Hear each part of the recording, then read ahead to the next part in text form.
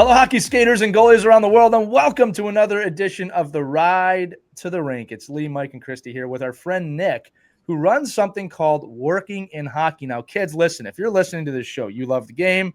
I'm sure you have big dreams in this game of where you want to play and where you want to be. But something we always talk to you about is even if you get to accomplish those dreams at some point, you got to hang the skates up. And that's why it's so important that you find other ways to be involved in the game of hockey aside from just playing. We all recommend that. I will always say, play as long as you possibly can, but know that there are other skills, there are other avenues, there's other things that you can build upon to create a lifetime in the game if that's what you wish to do.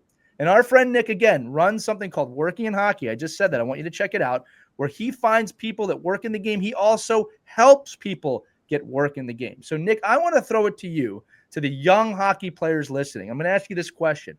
What is something they should keep in mind if they just want to have a hockey life when it comes to skills, when it comes to thinking, when it comes to looking to the future? Yeah, absolutely. I think it's really mind-blowing sometimes how many different jobs or paths there are within the game. Mike, we talked about EA Sports NHL earlier. I know I love playing that growing up. I know all the kids still play EA Sports NHL games.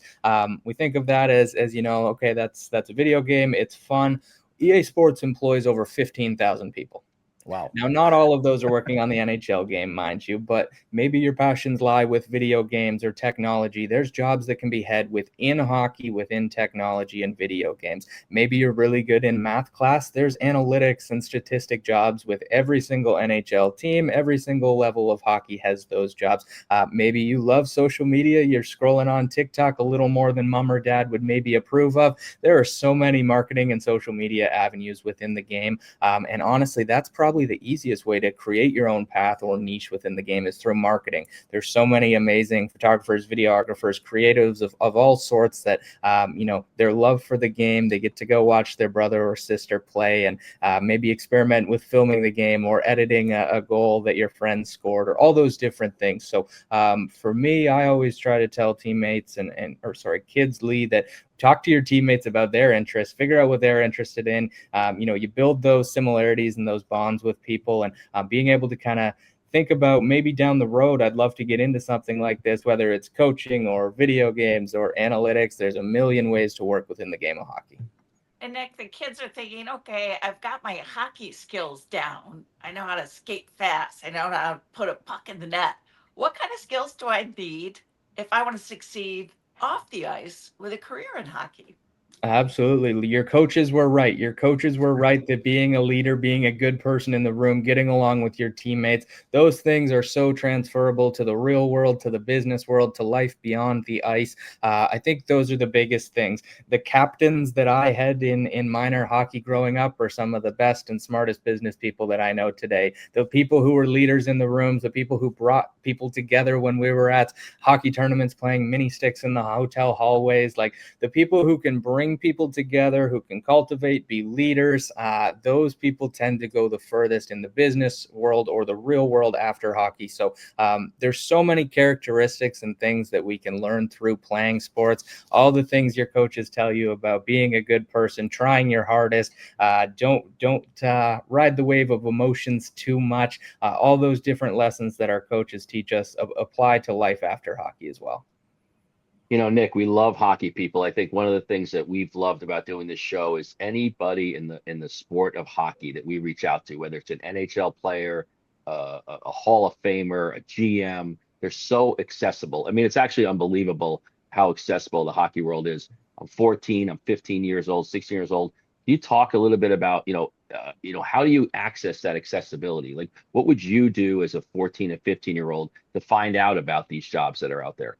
Yeah, it's a great question. I think first and foremost, when you know what you're interested in or you're passionate in, tell people. And maybe that means your teammates. Maybe that means on the bus to school, you're talking about, what you learned or worked on the weekend. Or it's just, we're all on social media these days. It's putting it in your bio. It's posting about what you're interested in. I joke with people all the time, Mike, that there's people from my high school or university that post, the Leafs score after a Saturday night game, and I didn't know they were a Leafs fan. But now they posted about it, and I know they're a Leafs fan, and I'm going to connect with them over the Leafs, and we're going to talk about, oh my God, and we really miss Mitch Marner, whatever it is, right? So when you find those interests and those passions, make sure people know about them, whether that's publicly on social media, just with your friends, on the ride to the rink with your parents, telling them, hey, I really love playing EA Sports NHL. I think I want to get more into this. Maybe I want to start streaming it, whatever it may be. When you find your interests or passions, I think letting people know about those is the most important thing you can do. It's so true, buddy. And I'll say this too, especially the kids listening. We say this a lot. You are much more than a hockey player. It is not just okay, it is encouraged for you to have other interests aside from just hockey. Don't get lost in the mindset that all that matters, that all you are is as a hockey player. You are so much more than that. Remember, you're a son or a daughter. You may be a sibling. You're a friend. All right. I love that you brought up math. Like, I'm sure there's subjects in school that you're excelling at that you find interesting. It's okay to explore all of that. And if hockey is your big grand love, which is awesome, it's all of ours, right? You'll find a way to merge those skills into the game. But kids listening, you have an advantage here in listening to this show and hearing this, because there's a lot of kids who aren't hearing this. And your ability to now, however old you are, your ability at 10, 15, whatever, to start applying this will give you a significant advantage to pursuing it later on, right? That there's no age limit on pursuing work in hockey, but the experience you can get at your age is very important. Nick, any final thoughts before we close this out? This has been wonderful.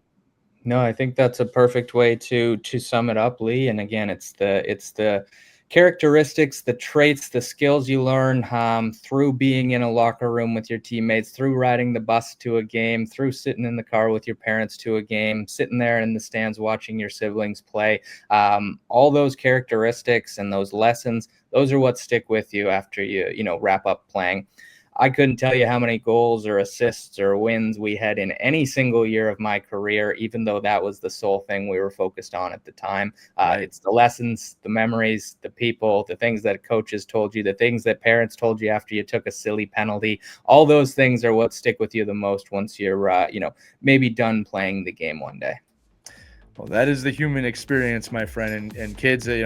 Hopefully we can start to expand your horizon on that as soon as possible, because at the end of the day, there's no way around that. But this has been a fantastic episode of the Ride to the Rink. Kids, remember, no matter where you're at on your hockey journey, we believe in you. You should too. For Nick, for Mike, for Christy, I'm Lee. We'll see you on the next Ride to the Rink. Take care, everybody.